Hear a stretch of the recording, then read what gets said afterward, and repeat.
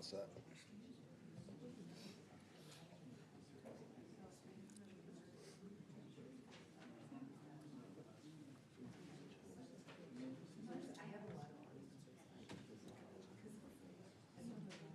Hey, who's our betting person?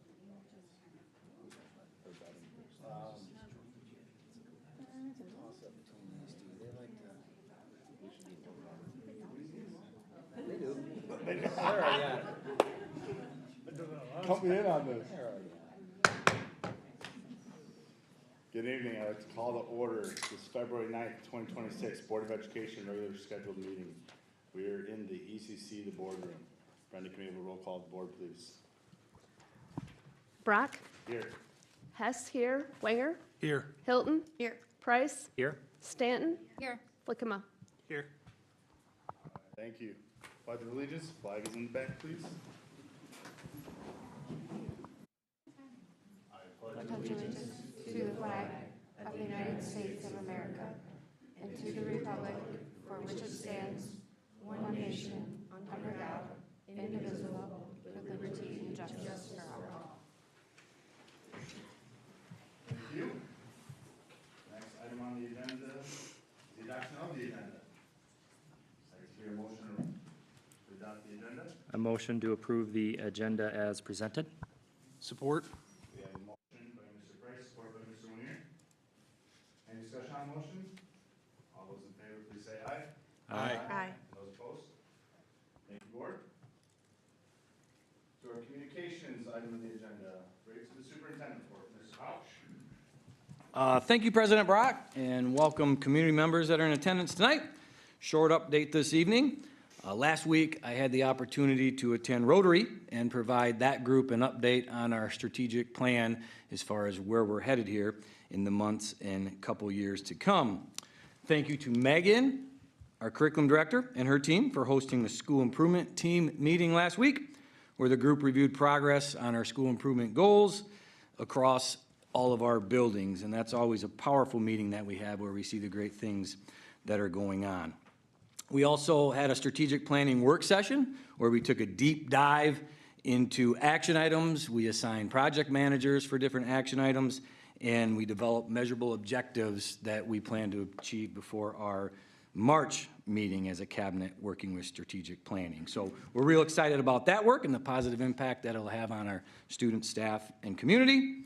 As always, it's always been my pleasure visiting our buildings. Had an opportunity over the past several weeks to continue to get into every single building, to observe learning, engage with students and staff, and watch our students participate in evening activities and athletics.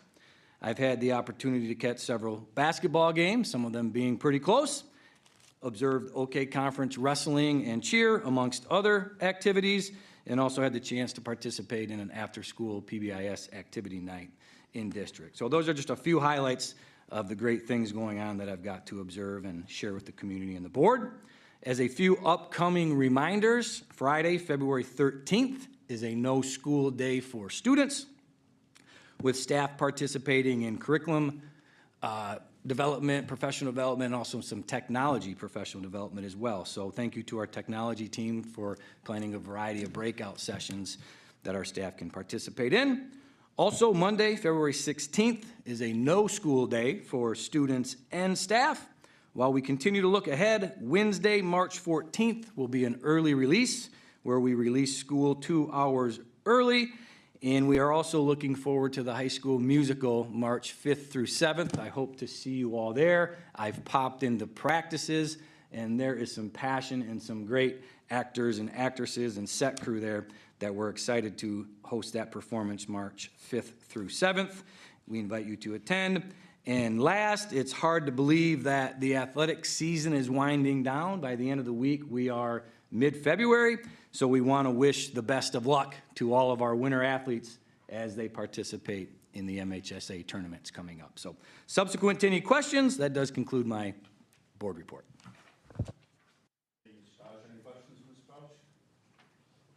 All right, fantastic. The next item on the agenda is public input. If there's members of the community that would like to speak, please let us know now.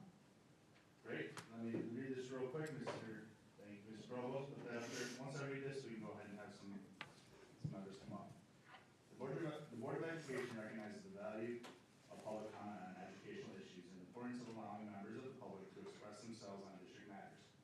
Members of the public may address the Board of Education during public comment for up to 3 minutes.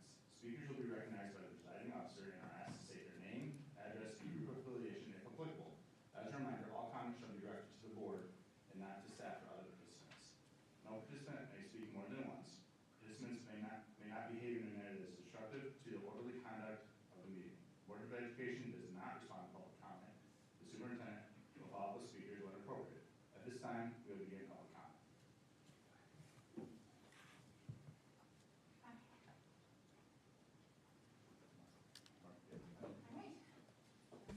Okay, hi, Jackie Schneider, 676 Viewpoint Drive. I'm actually coming up as half community member, half staff member. So I am the Odyssey of the Mind coordinator for the district, and I just wanted to let the board know that February 21st, we will have our regional tournament here at TK. So the middle school is hosting this year for the first time.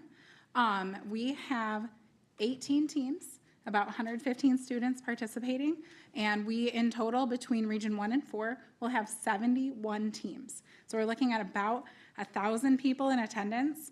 Our food service will be selling pizza, hot dogs, things like that. So I highly encourage you to try to stop by sometime between 9 and 3 to kind of see what these teams have been up to for the last several months. So, all right, that's it. Thank you. Thank you. Anyone else like to speak? Sure.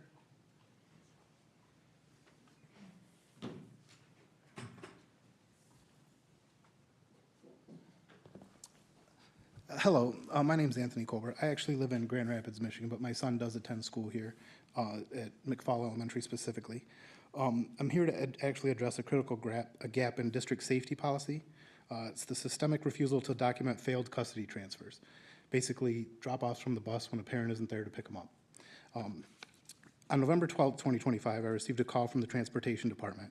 My son's mother had failed to meet him at the bus stop. I immediately drove from Grand Rapids to Middleville to retrieve him. While en route, his mother contacted me to say she had finally received the school's message and was heading to pick him up. So I turned around and went home. When I next spoke with my son, he told me something troubling.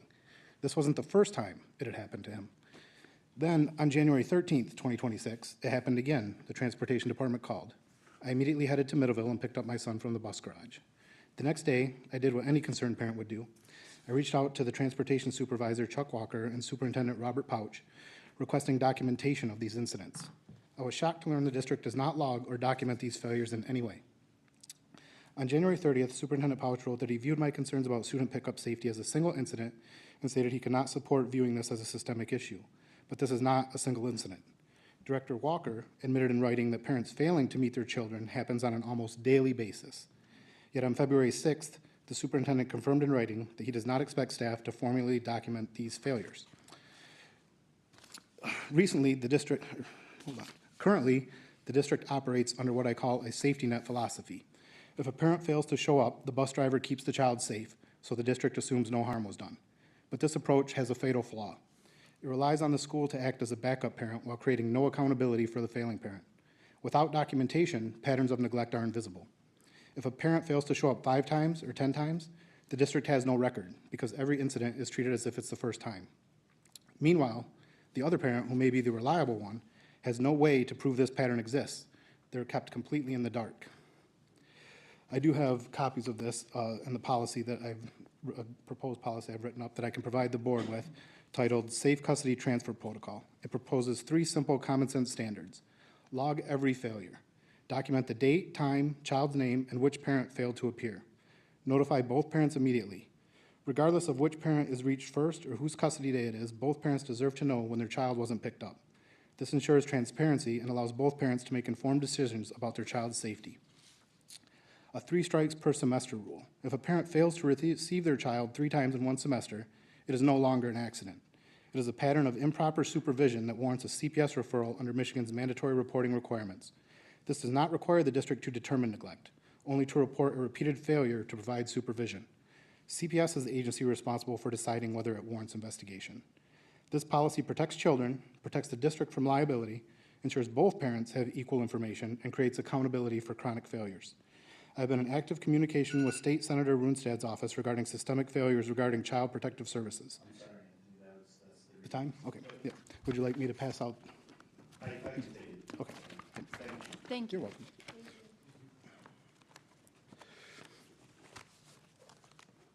Is there anyone else that would like to speak? Sure.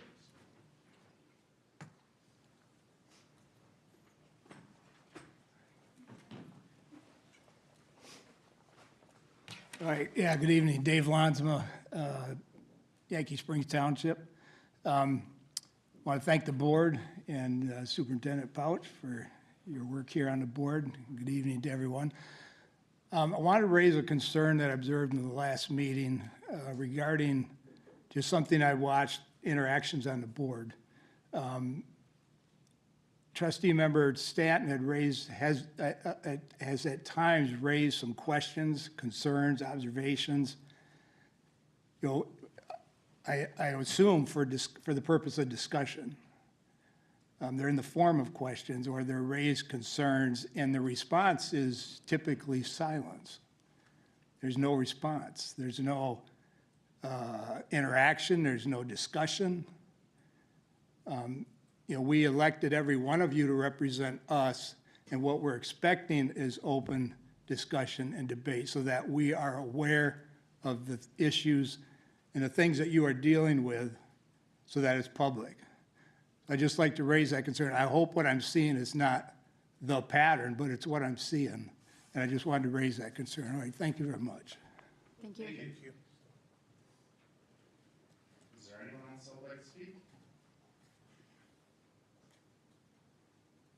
All right, last time, anyone else?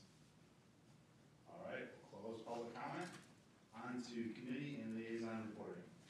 As far as I'm aware, there was no committee meetings. Okay. All right. Thank you very much. Our next item is consent grouping. I would like to pull the minutes out of consent grouping, please. Okay. So that can be done with one board member's request, so we're gonna go ahead and do that. We'll pull the minutes out. Anything else, or we go ahead and approve the motion with removing the minutes? You want to entertain that motion? I'll motion to approve the items of consent grouping to be 3B through 3E, removing 3A for further discussion. Support? Okay, we have a motion by Brock, support by Mr. Price. Any discussion? I believe that is a roll call vote.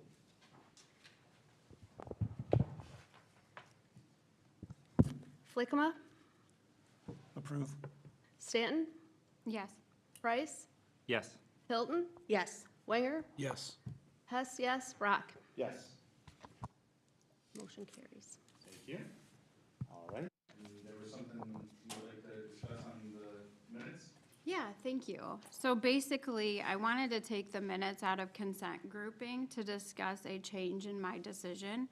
The tone and communication has been coming across as passive-aggressive, particularly through the repeated use of bold text and prior language in our communication. This has been noted not only by me, but also by others within the community. There have been instances of email correspondence containing bolded language in the intentional perceived misconduct. Moving forward, any communication between Brock and myself will only take place during open meetings with community members present. Historically, you have demonstrated aggressive towards me, including during the first governance meeting. That was in January, February. It was regarding my first meeting in January, where banging your hand on the table and speaking loudly towards me in disagreement because I asked questions to be fully informed at the January regular meeting. That's January 2025. I have made a personal effort to move past those actions. However, behind-the-scenes treatment has continued and was validated in a recent FOIA that showed you asking other board members to act against me by stating, "Please see the email below." This is my attempt to put a stop to some foolishness and employ other board members to speak up.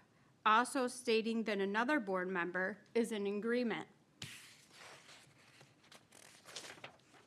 I have never needed to ask if you agree with my questions or opinions and how I should become informed prior to making a board decision. My primary concern is and has always been fulfilling the commitment I made to the community, including students, when I ran for election. I will continue to ensure I am fully informed before making board decisions, regardless of this being seen by others as negative. Your actions raise deeper concerns as they attempt to polarize elected people on the board, particularly regarding actions taken behind other board members' backs, and do not reflect effective leadership. In light of new information revealed since last meeting due to the FOIA and actions since the beginning of my term, I lack confidence in your ability to effectively lead this board. Within the minutes, I will be rescinding my yes vote, making it a no vote for you as board president. Thank you.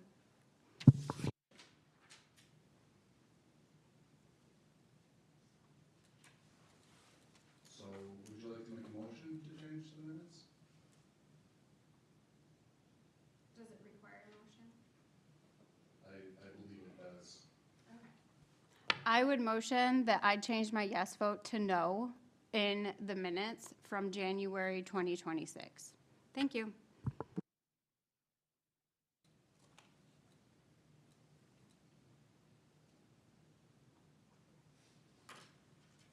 So I see minutes from the 12th and the 15th.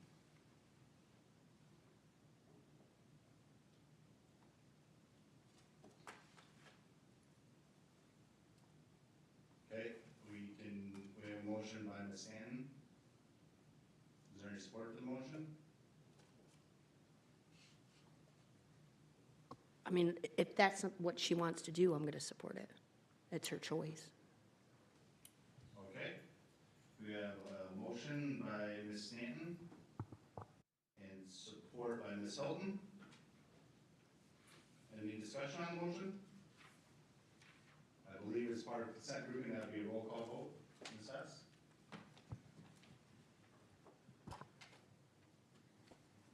Flickenmuth?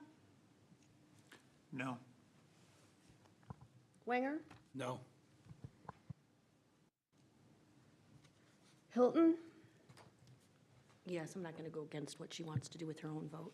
Stanton? Yes. Hess, no. Price? No? And Brock. No.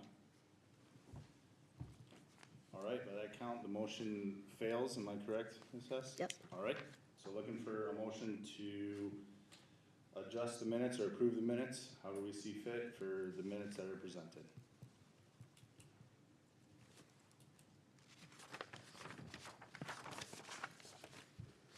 I'll motion that we approve the minutes as presented. Support? I have a motion by Brock, support by Price. Any discussion on the motion? All right, can we have another roll call vote, please? Brock? Yes. Price? Yes? Hilton? Yes. Stanton? No. Hess, yes. Wenger? Yes. And Flickenmuth. Yes. Motion carries. Okay, thank you, board. The next item on our agenda is the board items for information discussion. We have the TK Alumni Association presentation.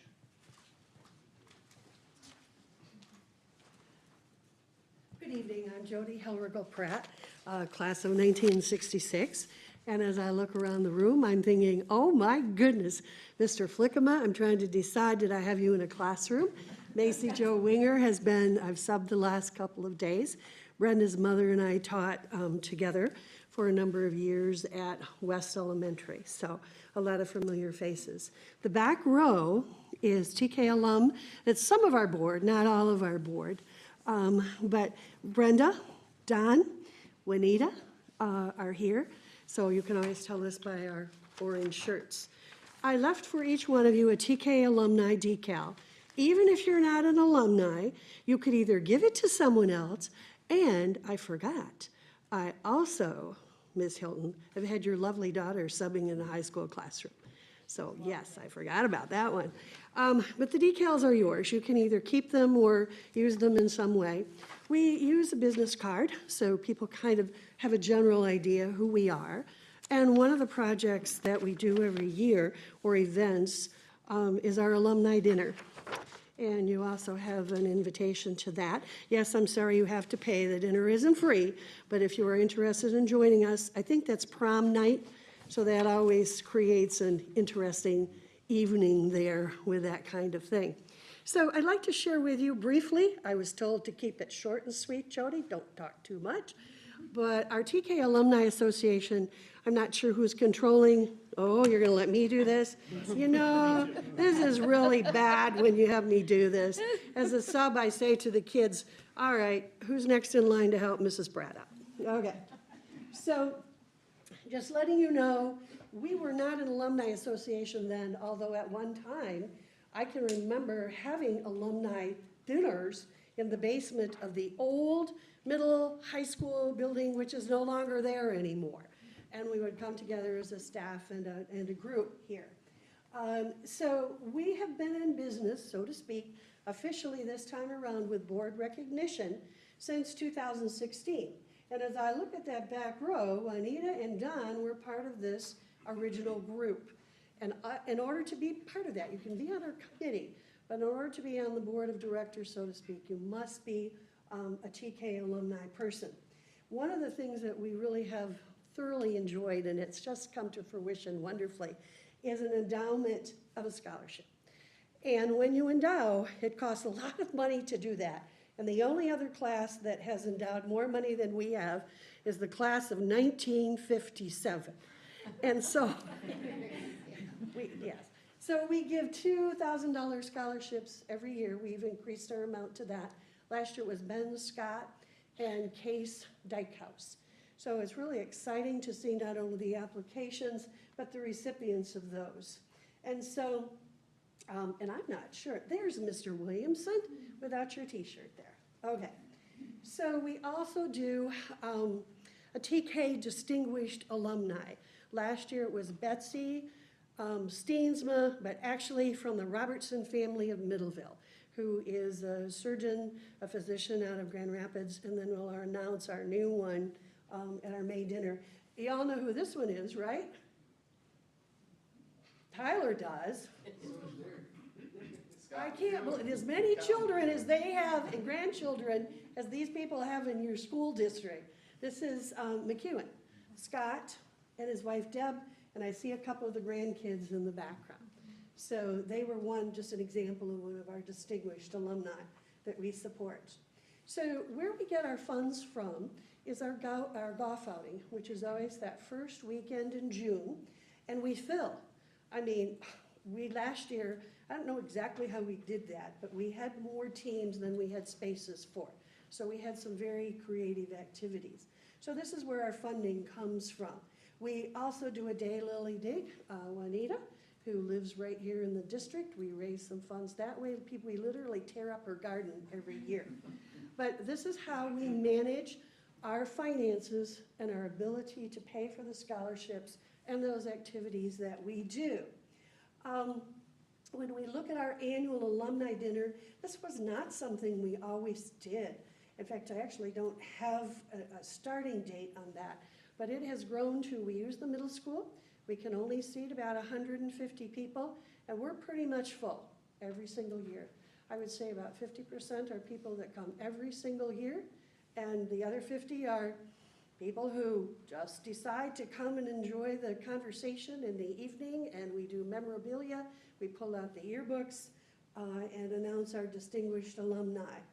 The day of service, if you have never participated with this one at the high school, it is absolutely phenomenal. It's always that last Friday in April, and you can see in the background over here, Mr. Williamson, our resident artist, designed this years ago. Trivia question, what used to be here? We always ask the kids and they look at us like, what is she talking about? But where the spirit pieces, what used to be here, what used to be in that space, in front of McFall. What used to be there? Middle school. The old middle school, high school, whatever you want to call it. Some of us had a lot of classes in that particular building. So every year, students from the high school come down. So we either work on the edging for the bricks, if you've never had an activity that is just a hoot. The bricks are all inscribed with people's names and dates. So Carrie Middleton Sexton last year sent her students and said, "You have to find my brick." So it was kind of interesting to see if they could find her brick, but they did. So this is one way that we work with your high school students. The decals you see as seniors leave every year, those are handed to them as a remembrance. And the way I tell whether or not they're well received is how many I find on the floor afterwards. Haven't found any yet. So I'm not if they're in their car, maybe your car, whatever, but they're someplace. We also work very hard to be part of the community. Heritage Day, I cannot say again how interesting it is to have people come up and share their yearbook pictures. We had one last summer where a mother came up. She showed me her son's picture and just was so excited. So I said to her, "Well, what's he doing now?" "Oh, jeez." And she said to me, "He passed away last year." But he was so excited to be part of the senior activities. So by then, Jody is just like, "Oh my goodness," but that's really cool. So we also work with the Middleville DDA for Christmas. We host the Holly Trolley and a few other little things like that, which keep us in the play out there. And this is our board of directors. So you can be on the committee. You don't have to be on the board of directors, but we meet the third Thursday of every month. This year we have moved to the Middleville United Methodist Church. And as you can see, it's always interesting to look at the names and say, "Boy, do I know that person? Does my grandmother know that person?" Whatever. So questions? I did that very quickly because I know we have to keep to a time schedule. Gosh, you guys are quiet. Have you thought about doing another golf outing? Well, one takes a lot of time. We like Mullenhurst, and that really is limited with our numbers to do that. Competition is another thing. You also have your athletic department, runs a very large one, so we try to stay clear of that. And then when you talk to the golf course, there's a lot of golf outings, so probably not. I only asked because most of us, I think all of us have kids up here, so spring sports are busy. I've always wanted to do it, but I thank you for doing it, though. And it was a very proud moment for me last year because my grandson graduated. So we had from the Pratt family, so we had a senior and 2 graduates from TK playing. So that was kind of cool, and a lot of families do it that way also. I wish I could say yes, but the group is looking at me like, "Jody, don't you dare do that." Other questions? All right, thank you. Thank you. Thank you. Next item on our agenda, McFall Elementary Building Presentation. Mr. Sleeman. Thank you. Ben Sleeman, McFall Building Principal. Just thank you for giving me the opportunity to be a part of this. Is not really what I had expected going into the summer, but I appreciate the faith and the ability to give me this opportunity because it's been a good ride, and I've been really enjoyed the chance to be around a lot of the kids at McFall. So just a quick, building update, school profile, the data, where we are right now, and where we are going. Currently, we're a Young 5 kindergarten, first grade building.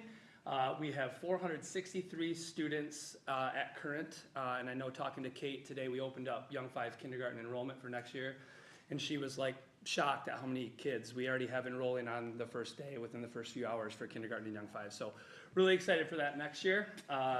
Myself, administratively, we have 24 teachers, 11 support staff, we have 11 interventionists, and then, we have 3 office staff in the building. A couple really proud data points that we have, NWEA math and reading in both K1 grew from fall of 24 to 25. in both of those areas. And then the other, Mrs. Lambett's kind of put together some of our things that we're looking at with our Acadians. In kindergarten, they're working on their initial sound identification, so can they identify that first sound of a word? In the fall, we had 64% of students that were at or above that benchmark, and in the winter, when they retested, they had grown from 64% on that metric to 83%. So between intervention groupings and the things that the teachers are doing in the classroom, that's one of the first big skills that kindergartners are asked to achieve. And then in first grade, they're looking at vowel consonant and then consonant vowel consonant whole words, which is a big shift from kindergarten into first grade, where they're looking at sounds and then going into actual words. Some really huge data growth there. At fall, they were 47% at or above benchmark, and in the winter, just before winter break, they were at 77%. So we have an awesome intervention team, and obviously teachers in the classroom do a fantastic job of really like getting kids in and getting kids going with those things. So where we are right now, we completed our curriculum mapping in all areas at that January 19th PD. It ended up kind of being a wonky day with the virtual, but the teachers broke out and they were able to kind of get those things done and submitted to Megan Wonders. And then the other thing that we're doing right now is a cool thing. Our first grade team is working with Marty Lambitz, who is our intervention leader. And they're targeting some of the at-risk or kind of kids who float on that bubble of where they should be and where we want them to be. And she's working with our first grade teachers and how we can change some of our small groupings and revamping some strategies and curriculum so they can kind of push some of those kids on and avoid pushing them into an intervention group. So some cool things that she's doing with that first grade team. And on that note, where we're kind of headed, my goal as a building principal when I moved into McFall was to really, this is like the kid's first point of contact with the district and with being a student, and just kind of continuing to bring and make that really a positive experience. So we've really used a lot of the PBIS initiatives. We had Masked Singer, so the teachers we had 8 or 9 teachers all dress up, including myself, in big blow-up costumes. And we did like a celebration, they danced and sang, and the kids had a riot in the high school auditorium. I've dressed up as Elf on the Shelf and just done some other goofy stuff. For March's Reading Month, we're doing like a Wild at Reading, and I've got a safari costume, and they're like moving me around the building and different things. So just kind of continuing that trend and that theme of just keeping things positive and exciting for the kids. And then as we move, I've learned in this role that the jump between kindergarten and first grade academically is a really difficult jump as far as what's expected. And just so continuing to kind of move forward with streamlining the support and the communication between kindergarten and first grade, so we're meeting all those students and getting them where they need to go as they go on to the other elementary buildings. So yeah, appreciate the opportunity, and yeah, thank you again. Questions for Mr. Sleeman? No, I just want to say I was really impressed by that data. That's awesome. I mean, I can give some credit to John, but I like to try to. No. I do have a question. I Yeah. heard a story about your building. I heard, and maybe you can expand on this a little bit. You became out on a shelf and you were everywhere all of a sudden. Yeah, so Can you share that a little bit? we had the idea, and Amy had the Elf on the Shelf costume, but the ladies in the office, we were just kind of brainstorming ways to do something fun in December. And so with our PBIS, we had, during the week, there was like a cutout of me with a different, like, be respectful, be responsible, or like, and then I would come to life on Friday, and I sat up on like a display case, I was in the cafeteria, and the kids thought it was pretty cool, so. Great. What about the pictures around the school? That was the teachers doing. They showed up one night. There was like thousands of pictures all over in different places. They're still there. Like I found one in the high school gym the other day somehow. I don't know how I got there, but yeah, yeah. Well, thank you. Thank you for the work you and your team are doing down there in the fall. I do have one quick question, though. So for the hat, did you use adhesive, considering hair is sometimes holding it in It's place? stuck. Okay, Yeah. all right. Thank you. Yeah. Thank you. All right. Page Elementary Building presentation, Mrs. Swan. I will say I like going to McFall and sending him pictures of himself in random places. I'm like, hey, I found this one here. All right, so I'm gonna go run through the same things that Mr. Sleeman just ran through. So we are our 4 or 5 building here in the district, which was very strange when I first started here. This is the only district I've ever seen that splits buildings the way we do. I think it works really well. Our student numbers at 4th grade, we have 202 students, and in 5th grade, we have 235. I am the only administrator there. I have 26 teachers, 13 support staff, 6 intervention staff, and I counted all my anybody that is in our office, so all of our ancillary staff. So we have 2 social workers and a counselor and our school psych. So I counted everyone in my 9, and Sleeman's like, how do you have 9 people in your office? And I'm like, that would be how, because I counted all of them. So our data, so for this year for our Acadians data, which is a test where our interventionists read one-on-one with students, and then they ask questions about the text as well. Our 4th grade, beginning of the year, was 57%. We increased middle of the year, so just before Christmas break, to 61%. 5th grade, we were at 51%, and then we increased to 54%. The stat between 4th and 5th grade is the questions are much more difficult, much more challenging. NWEA, our math growth from last year, so fall of 2024, we had 47% in math, 60% in the spring, and that is our whole building. Sorry, I should tell you that. And then reading, we went from 49% to 55%. By the spring. So there's some good growth there. I look forward to seeing more growth as we continue through the PLC process. So where we are right now, speaking of PLCs, we are working through data team meetings. So our curriculum maps are done. Our common assessments are done. Paige, when I took over, already had common math assessments. So everyone's using the same math assessments. And then we worked to get there with our ELA with the new Wonders curriculum. And so now we are working through data team meetings. So we're taking those unit assessments and we're really breaking them down. Who's struggling? If our whole group's struggling, how can we reteach that? And it's a beautiful thing to see. The special ed teacher in me loves looking at that data and hearing my staff talk about that and what interventions we can put into place. And then we are continuing to look at our assessments moving forward and how they're really encompassing and giving us a good picture of how our students are doing with those essential standards, and then redoing assessments or figuring that out in grade levels. Again, beautiful conversations happening there as well. Another focus that we have currently is small group instruction. Wonders resources, there is a lot of additional resources that our teachers can be using for that whole group, and then also the small group instruction. And then tier 2 student supports. So really looking at those kids that are sitting on that bubble that are so close to being proficient, and how do we kind of give them the skills that they need to push them to that proficient side. And then looking at PD and PLC time dedicated to small group strategies. And we had some teachers present at our last PLC meeting in the morning when everyone was tired, but I went down there and everyone was participating in the activities and things. So just really giving our teachers some more strategies on things they can do. Where we're going, again, we're really looking to increase our student proficiency as demonstrated by those local assessments, so those unit assessments within the classrooms, as well as our district assessments. How can we push those bubble kids to being proficient because they're so close? And then continuing to adapt our instructional practices to the needs of our students. We have a wide range of needs, whether that be our EL students, or students with special needs, as well as our gifted and talented students, and how are we looking to push all of our students and meet them with what they need. And then again, analyzing that student data, that's been a big push of mine this year with my staff, and my building leaders, 2 of which are here tonight, have done an amazing job of really making sure that their teams are focused in going through that data procedure within their grade levels. And then just really, how can we use that to change our instruction and supports in the classroom? Any questions?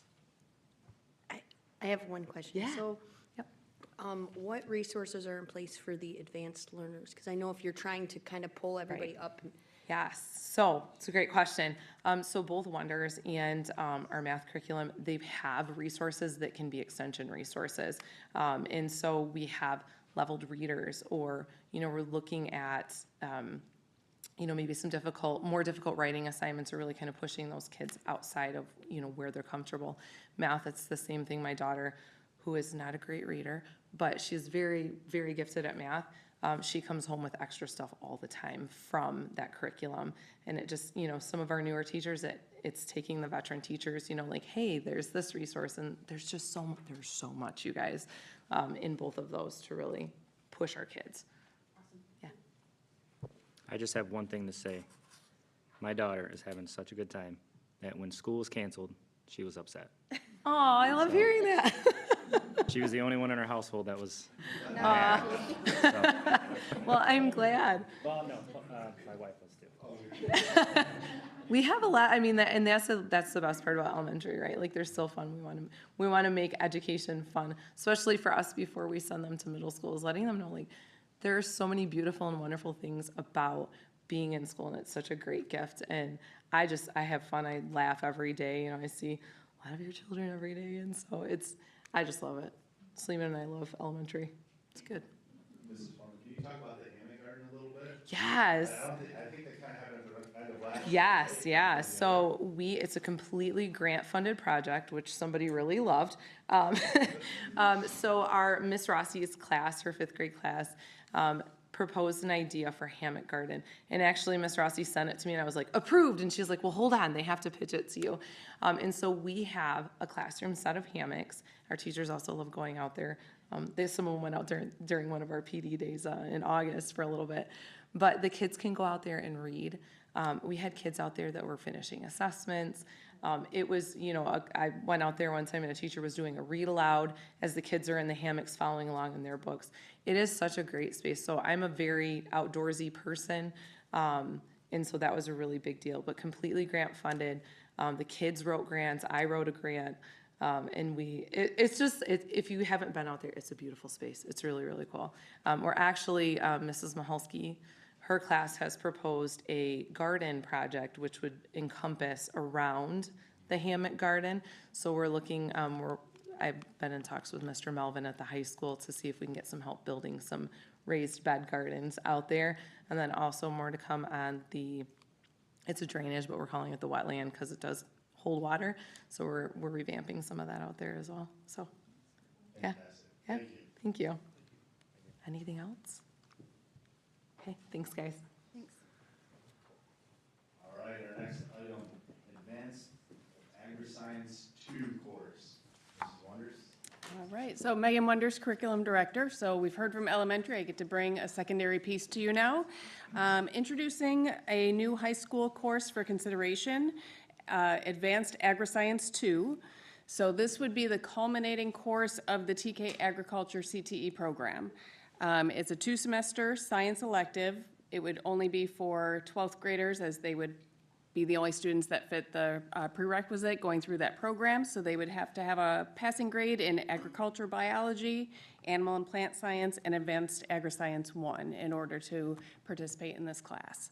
It'll offer the opportunity for students to specialize in a sector of agri-science industry with a vision towards what they may want to move towards post-secondary.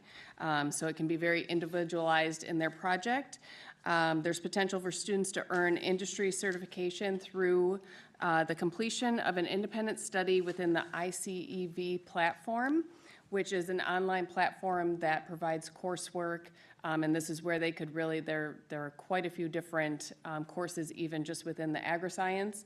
But honestly, there's construction. There are many different options within this platform where students that are on this pathway can earn a certificate moving into maybe their first job that could give them, a little bit of a pay bump going in at an entry level. So they would also be participating in FFA Leadership Development Contest, the FFA Career Development Contest, and a work-based learning opportunity as a part of this course. So that would all be encompassed in this 12th grade culminating class. The cost for this course would be approximately $1,575. I say approximately just because fees can change a little bit here and there year to year. But that would be the annual fee just to cover the access to the ICEV platform where they could potentially earn those credentials or certificates from completing those courses well. This course has been approved at the building and district school improvement team levels, and so we're presenting it to the board for introduction tonight and information, and hope to revisit it next month for adoption for our 2026-27 course catalog. So, any questions? Any questions? Sounds very cool. We're gonna have to get Miss Hamlin a second teacher. Yeah, it's exciting that we have students that have progressed through the program to where we now have, this was always the intention of where it would head, and now we're there. So it's great to see kids have been involved in the growth of the program. That's awesome. Yeah. Thank you. Great, thank you. All All right, our next item on the agenda, the board items for action is the first budget amendment for the general fund. Is that you, Mr. Provost? That is me. So first off, good evening. Thank you.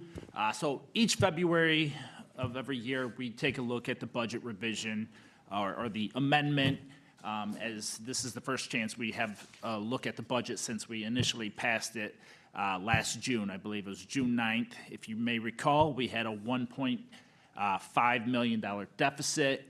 And, at that time, we had probably the most amount of unknowns that I have ever experienced in my 16 years of doing this. From the revenue side, if you recall, we did not have a budget from the state of Michigan. That came in October. Well, through that, we have our foundation allowance, we have our categoricals, and what have you. So the first off, foundation allowance. This is how much money we receive that is unrestricted per pupil. The district, we budgeted $10,000, which was based on the governor's proposal. However, when that came in October, we got actually $10,050, which was a $50 per pupil increase, or a $442 increase from the prior year, 24-25 school year. That was at $9,608. Outside of that, categorical funds. So these are a lot of times what we call essentially grants or one-time money that we get from the state for sometimes pet projects or what have you that legislators put forth, but some of them are reoccurring. Some of those are such as 31A, which is at-risk funding. We have 31AA, which is related to mental health. A couple this year that were added are 27L2 funds related to educator compensation, 27L4 related to MIPSers offset, and the list goes on and on. But those are some of the major ones that we didn't know about, when we passed the budget in June that have now been forthcoming, and we have now reconciled to our January state aid through the state of Michigan. On the flip side of the revenue, we have the expenses. If you recall, we didn't know contracts. At that time, we were going through contract negotiations with both union groups, TKEA, TKESBA. We now have that. Staffing changes. A lot happens between June and the third week of August when we start school.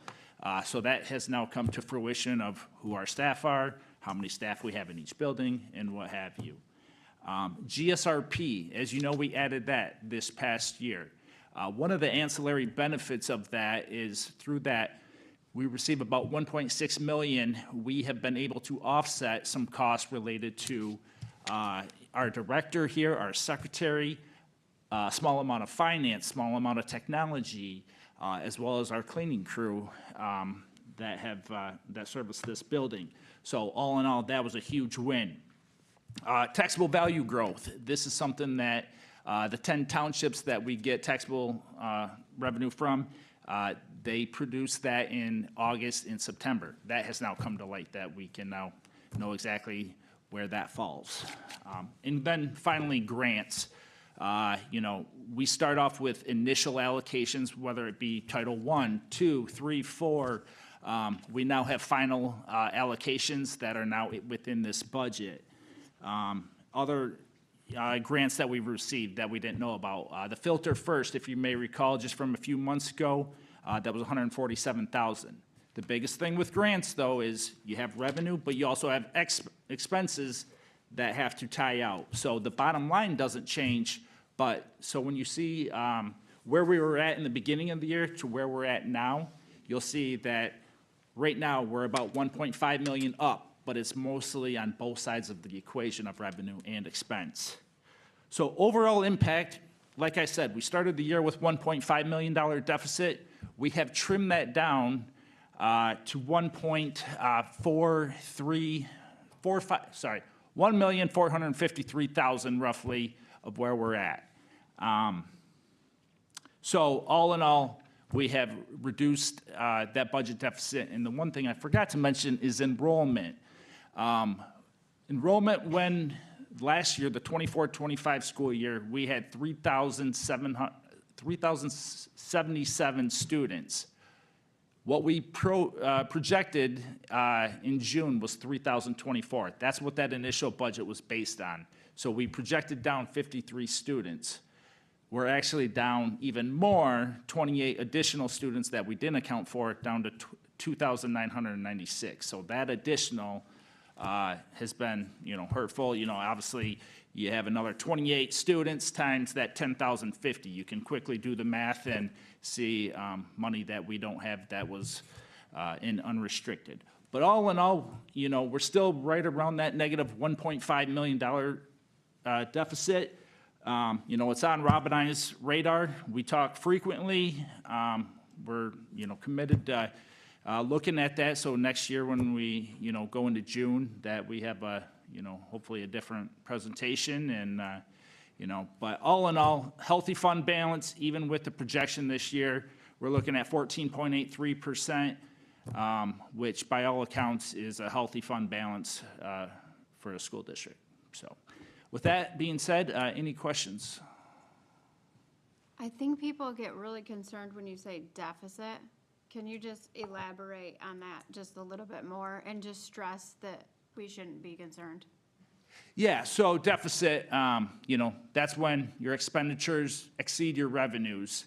When we started the year, we had over 18% fund balance, a benchmark that, auditors want to have. Their benchmark is really right around 15 is what they'd like you to have. So by metrics, we may have been a little bit high, rainy day fund. So, Rob and I, we talked, strategically looked at, that seemed a little high. We do want to bring it down. Part of this was intentional to make sure the money gets back to, our staff and to programs that, where the money is needed. Now, we can't have it become a structural deficit because if you have 1.5 million this year, if you don't do anything about it, that 1.5 becomes 1.5 next year. So that's where Rob and I, we're going to look into things to make sure that, it doesn't become that structural deficit because, once you get down into the 5%, then the state of Michigan starts looking at your books and we do not want that. So, does that answer your question? Yeah, so how do we look at the end of this fiscal year? Sorry, say that again? How are your projections for the end of this fiscal year? Yeah, so like I said, we were at 1.5 million, we're at 1.453 million, roughly about a $40,000. We reduced that deficit, which is good. Obviously, lots can still happen between now and the end of the year, as, staffing changes or anything happens, Rob and I, just because we had something, in the past doesn't mean we need to have it in the future. We take a look, try to uncover every stone and just make sure we're doing, our fiscal responsibility on behalf of, TK Public Schools. Thank you for your hard work. I appreciate it. Any other questions? Do you have a projection on the number of pupils that we will have maybe next year? For next year, we have some preliminary numbers. We have our February count. That's this Wednesday, February 11th. That's usually our next kind of look at, what the numbers will be for the next year because we'll roll those forward. What I can say is probably our upperclassmen, juniors, seniors, where maybe we have 240 students per grade. We're not seeing that kind of enrollment in the younger grades. So I would project that we're going to see a decrease again. I looked at 16 years of data. We're the lowest we've been in those 16 years. In the 2009-10, yeah, the last 6 years, though, when we capped out at 32-13, we have seen a 6-year trend of decreasing every year since that peak of, 6 years ago. So, and I would project that that likely could continue for the next few years unless something happens. We have new apartments, let's see what that brings into play. And, but yeah, definitely part of the equation that we're going to have to look at. It sounds pretty minimal if it's 20. Fair, Mr. Provost, it's not just TK schools. Yes, yeah, we're seeing birth rate drop, across not only Kent County, but across the state, but across the country. So this problem is not a TK problem. But, yeah, thank you for that, because, yeah, we have seen this in other districts and across the state. So, I have a question, I'm sorry. Yeah. Couple questions. So, when students choose to do, because I know a couple of my daughter's friends are doing online schooling through TK, but I also know there's quite a few students doing online through Kent ISD. Do those still count as pupils for us, or they do not? Yeah, so like the program you're referencing, My School at Kent, you know, we do get the FTE, but then in return, we get a big fat bill, and this year, you know, we're projecting maybe $340,000 that we pay to Kent ISD for that TK virtual. Okay, and then, is there some kind of exit? Some kind of, what's that? Some kind of exit survey that's going when people unenroll or disenroll or whatever? Is it just so like a way for us to gauge what is causing students to be pulled, or if that's the case, or switch to it online or taken and put into another school? Like, is there some kind of exit survey that will allow us to collect data and? Yeah, you know, a lot of times we collect that at the younger levels, you know, at young 5 to capture the kids coming in. But the students, you know, typically move grade to grade. So I don't know if there's an active survey we have to see, you know, where people are going. Is that your question, or? Yeah, if you're saying that, like, I would think, like, if there's students that were students that are no longer students. Oh, I guess people I'm wondering. who have exited? Right, like, if there's some way to gauge, if the end goal is to figure out, you know, Where they're going. how to capture these funds, my thought process is, like, is there a way, you know, there's only so much we can control. We can't control parents that we don't know who aren't putting their kids in the district. But for those that have been in the district that are no longer in the district, is there a way to, you know, figure out and gauge why they're no longer in the district? And then even with the students that are choosing online, why are you choosing this online program versus in-person? Just to give us an idea as a district, if there's a break somewhere that can be resolved. Great questions. Maybe I'll let Rob chime in on that. Thank you, Mark. So anytime we unenroll a student, we have to code them in the student information system as to where they're going and what they're doing. So that's where we get that information. You know, are they doing homeschool? Did they relocate? Is it school of choice? So there's a section in our student information system where we code that. In most cases, it's either they move, it's a residency issue, or it's a programming issue where school A may offer a different programming or extracurricular that school B doesn't offer. So we certainly could look into it. We don't offer a formal survey of please respond to this, but we do have to get where that student is going, and we have to log that in our system.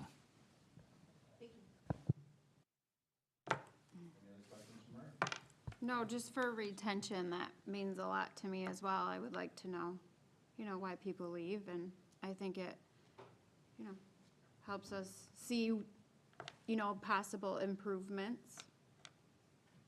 Sounds good. Thank you. Thank you. On the operations and maintenance side, have we seen benefit to bringing in the snow removal in-house, especially with the number of times we've had to plow this year? Sorry, I didn't catch. The operations and maintenance side of this, bringing the snow removal in-house, has that been? Sorry, switch gears.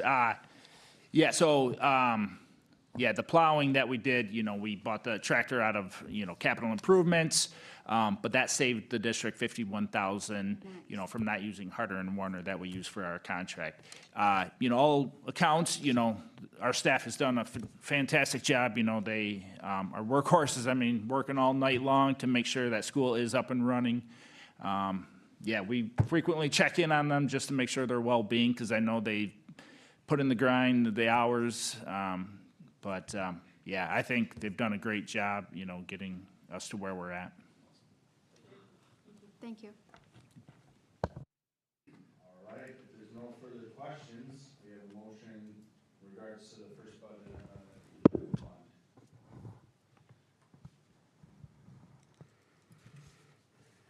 Motion or a roll call? We have to do a motion and then it's a roll call vote. I'll make a motion that the Board of Education approve the amended general fund budget for the 2025-2026 school year. I'll support. We have a Motion by Mr. Winger, supported by Ms. Hess. Any discussion on the motion? All right, that is a roll call vote. Brock? Yes. Hess, yes. Wenger? Yes. Hilton? Yes. Price? Yes. Stanton? Yes. Flickama? Yes. Motion carries. All right, thank you, board. Our next item, one of the toughest things we have here, we have student expulsion. There's some details there for the board to read, to lead to this. Ms. Fox, is there any additional information, or do you just move to a motion here? Just to reiterate, the family and student have waived a hearing, so the information is as presented. Ms. Fox. Will you entertain a motion in regards to the student expulsion? Motion that the Board of Education approve the expulsion for student 2526-04. Support. Motion by Mr. Price, support by Ms. Holden.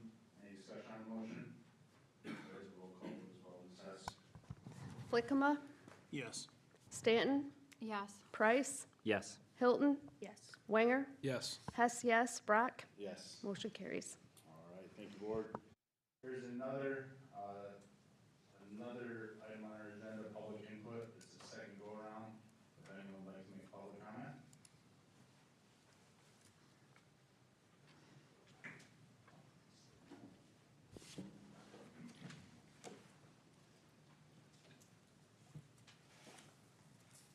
Good evening. I'm Robin Lansma.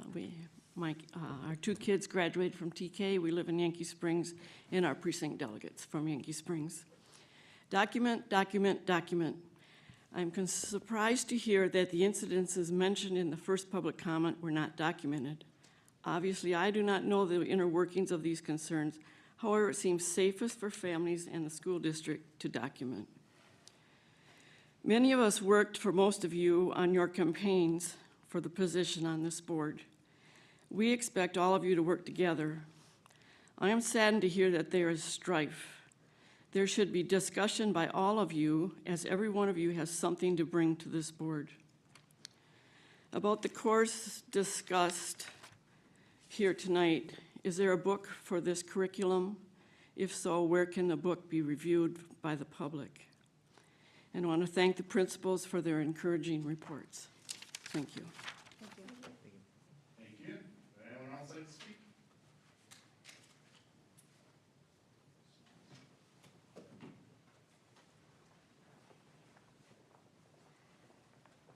Yeah, Dave Lansma, Yankee Springs. That was an interesting discussion after my comment, because then there was an issue raised, and the decision of the board was essentially to silence that decision by simply not talking about it or discussing it, and just not passing the motion. Procedurally, that didn't make sense to me. So, perhaps someone can explain if that was even correct. All right, thank you. Thank you. Anyone else like to speak? All right, I will close our second public comment section. Now comes to the board comments. To start off board comments, I'd like to address something last meeting. When we were electing the officers, we did have a question raised about going over officers' roles and titles and responsibilities. And I made a comment that that's something that we can possibly look at in the future, and I talked about that with Mr. Pouch, and then Ms. Hilton actually gave some good information, and that's something I would like to present to the community, have the policy committee possibly in the future in the summer, look at those policies that we have for all of our officers and our roles and responsibilities, just to make sure they're in line as we are having Mr. Pouch and Mr. Provost and some of the other admin team here. That'll be about a year for Mr. Pouch, almost 2 years then for Mr. Provost. So I just want to make sure that we're all in line and everything is where it should be. So I don't want to rush that and look into it. I think it deserves more time here on the board to look at it and work with the team to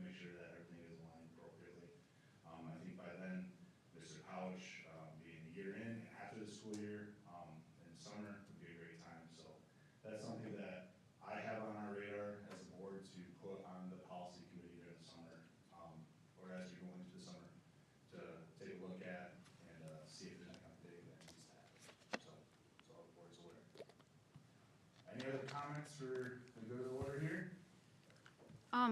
It's almost been, well, it's been over a year since Natalia Moore, committed suicide.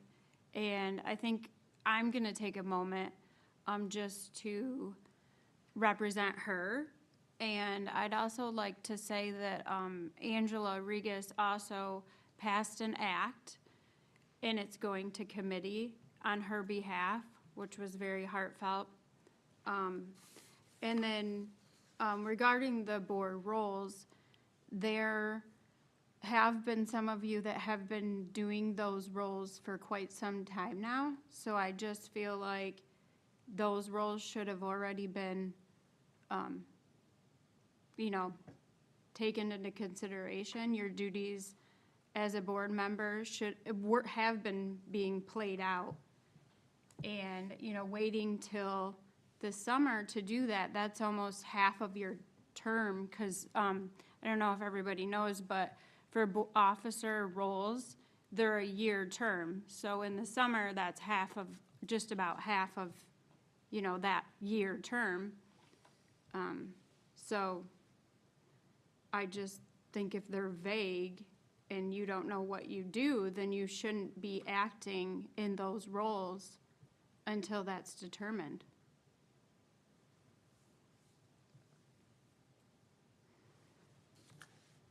I guess my question is, does anybody have any questions on the roles?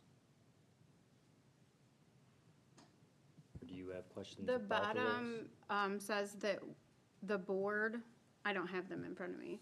The bottom is kind of vague in some of them.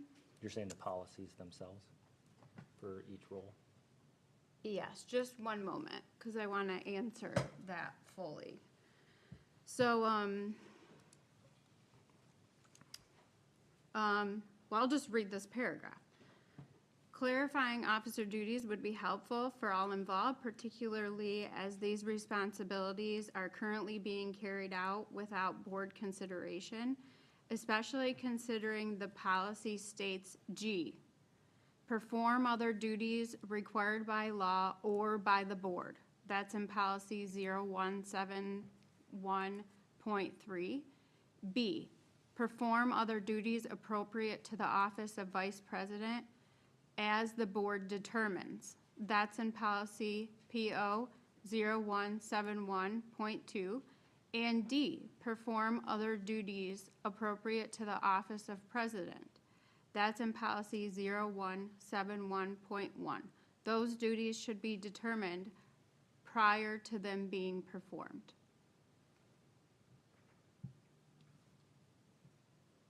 They're vague.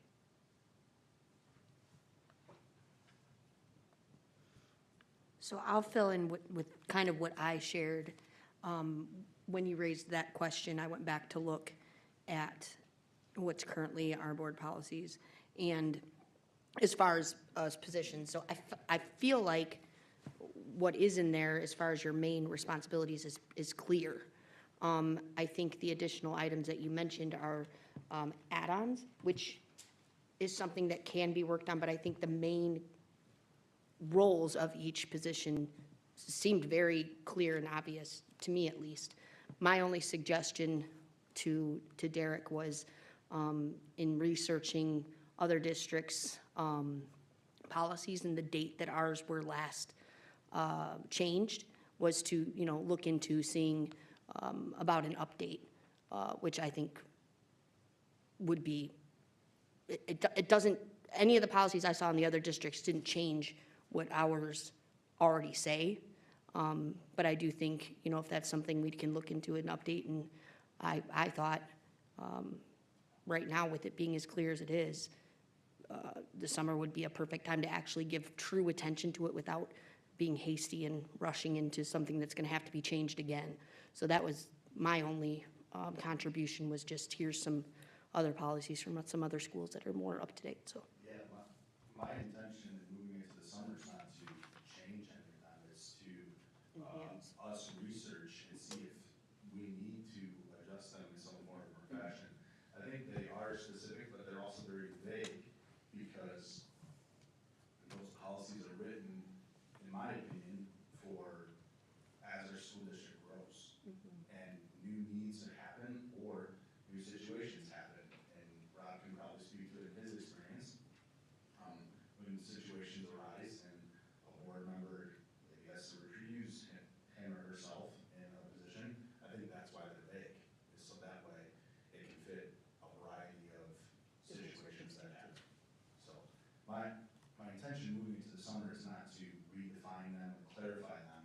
is let's investigate them, make sure they're still in alignment or can be even enhanced with where our district is right now and the admin team that we have right now. And I like that we aren't going to rush that, but it says as the board determines. And I'm on the board and don't even know what you do exactly. Like, what did I determine? So, I'm sorry, you saying the role of. That's the quote of a policy, as the board determines. But Well, in I haven't context, what is determined anything. I think, I think what she's reading into is the perform other duties. Like, I agree with Kara that there's policies in place, there's, set functions in place. And yeah, the other duties is vague, but I think other duties is gonna be as issues come up. They can be assigned to people at that point in time. They're not issues that we have right now. It's as other issues come up. That's why it's vague, and that's why it says other duties as assigned. Because when something comes up, if it's not fully involved in here, it can be assigned at that point.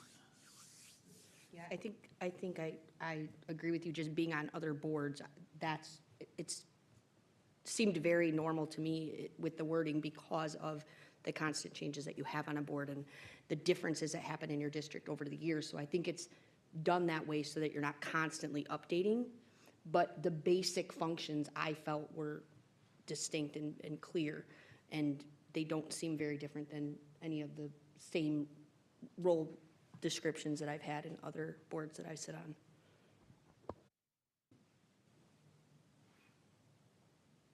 Any other questions or comments? I have a comment that's not related to the officer roles. I just wanted to welcome Jim to our team. Jim Plickman on the end there. I think we forgot to welcome you earlier, so welcome aboard.